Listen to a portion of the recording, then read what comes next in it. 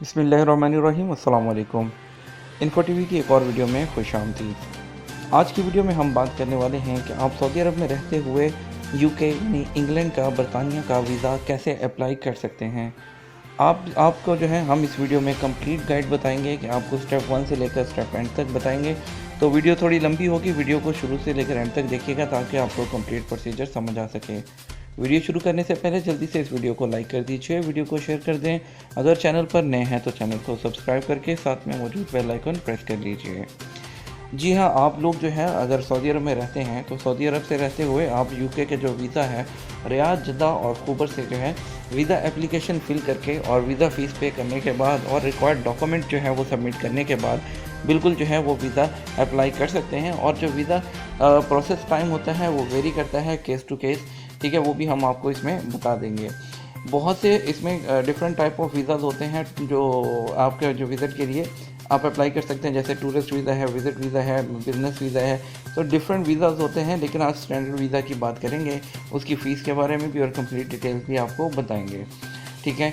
सबसे पहले जो वीज़ा लगेगा वो कुछ इस तरह से होता है। वीज़ा की इसकी शक्ल आप यहाँ पर देख सकते हैं।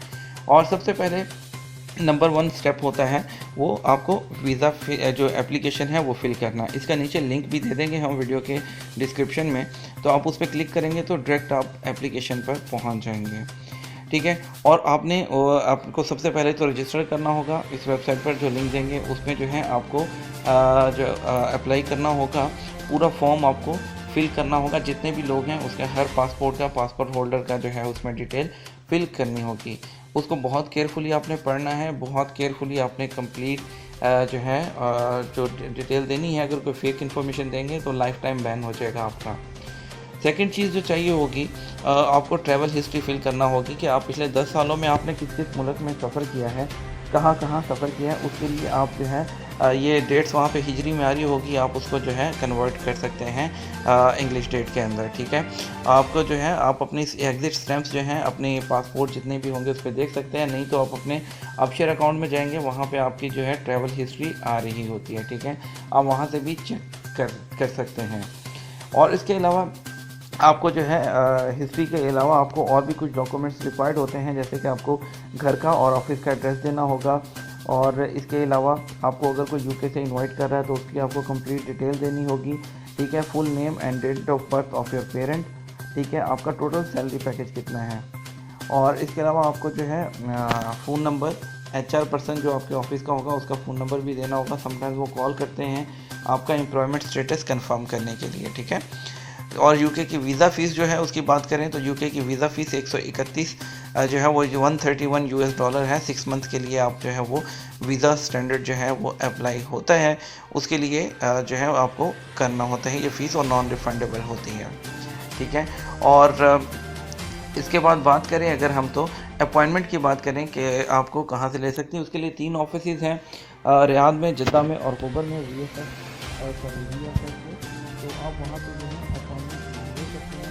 आपको अपॉइंटमेंट लेना है कि सेंटर से, उसके लिए आप जो है रियाद, जद्दा, खुबर और उसके लिए यहाँ पे इसकी भी आपको जो लोकेशंस का लिंक है नीचे यहाँ डिस्क्रिप्शन में दे देंगे, आप ओपन कर सकते हैं। डॉक्यूमेंट्स कौन कौन से रिक्वायर्ड होते हैं यूके के विज़िट वीज़ा के लिए। डॉक्यूमेंट में सबसे पहले तो है, आपको ऑलरेडी ऊपर बता दिया था कि यूके एप्लीकेशन फॉर्म होगा, पासपोर्ट जिसकी वैलिडिटी 6 माह हो, ठीक है। और इसको आपको मेन पासपोर्ट के साथ जो है वो जमा करवाना होगा। लेटर ऑफ इंट्रोडक्शन, ठीक है। लेटर ऑफ इंट्रोडक्शन क्या होता है वो भी आपको बाद में डिटेल में बताता हूँ थोड़ा। बैंक स्टेटमेंट चाहिए होगी, पिछले 6 माह की होटल बुकिंग चाहिए होगी, इनविटेशन लेटर अगर यूके से आपको किसी ने इनवाइट किया है, आपके इकामा की कॉपी, और जो आप जो है VFS सेंटर से जो अपॉइंटमेंट लेटर लेंगे उसकी एक कॉपी होगी, ठीक है। उसके अलावा कोई फ़ोटोग्राफ वगैरह साथ ले जाने की ज़रूरत नहीं होती है। आपको तमाम पासपोर्ट साथ लेके जाने होंगे जो पिछले 10 सालों में आपने यूज़ किए हैं। अगर एक से ज़्यादा पासपोर्ट यूज़ किए हैं तो वो आपको जो है आपको साथ लेकर जाने पड़ेंगे, ठीक है, क्योंकि उसके ऊपर आपकी पूरी स्टैम्प्स होती हैं जितनी जितनी कंट्री में आपने ट्रैवल किया होता है।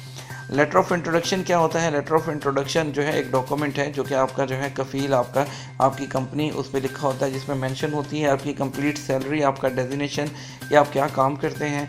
और वो जो लेटर होता है उसको आपने चैम्बर ऑफ कॉमर्स से अटेस्ट करवा लेना है, ठीक है।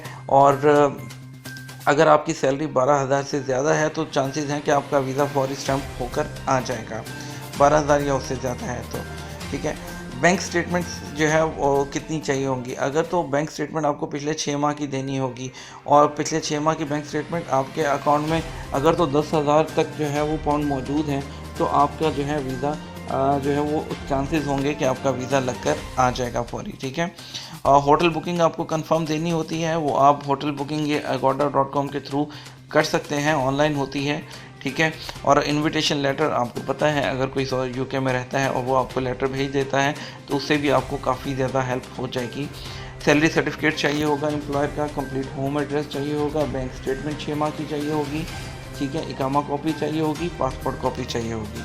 ये तो आपको समझ आ गई, ठीक है। अब बात करें कि यूके की वीज़ा प्रोसेसिंग टाइम क्या होता है। नॉर्मली 15 वर्किंग डेज़ लगते हैं, लेकिन अगर आपका केस टू केस डिपेंड करता है, कुछ लोगों का ज़्यादा टाइम भी लग सकता है और मैक्सिमम कुछ के 15 डेज़ होते हैं, लेकिन सम टाइम लोगों का 2 से 3 दिन के अंदर भी वीज़ा लग जाता है, ठीक है। ये केस टू केस डिपेंड करता है, हर बंदे की ऊपर डिपेंड करता है कि उनका कितना टाइम लगता है, ठीक है। लेकिन इनका 60 दिन से कोई भी जितना मर्ज़ी डिले हो जाए, 60 दिन से ज़्यादा डिले नहीं कर सकते आपका पासपोर्ट, तो इससे ज़्यादा आपका पासपोर्ट नहीं रख सकते, ठीक है। रियाद और जद्दा और इनके जो ऑफिस की टाइमिंग है वो 10 बजे स्टार्ट होती है, ठीक है।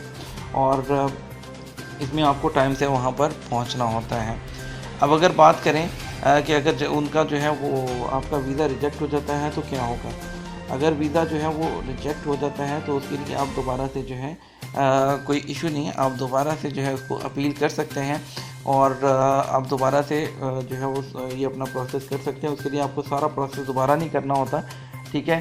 उसमें आप अपना जो रिजेक्शन लेटर आता है रिफ्यूज़ का, तो आप उसके ऊपर जो उनकी रिजेक्शन जिस चीज़ की होती है वो कवर करके दोबारा से सबमिट करेंगे तो इंशाल्लाह जो है वीज़ा लगकर आ जाएगा। ये था कंप्लीट प्रोसीजर। आपको डॉक्यूमेंट के बारे में भी बता दिया कौन कौन से डॉक्यूमेंट चाहिए, ठीक है।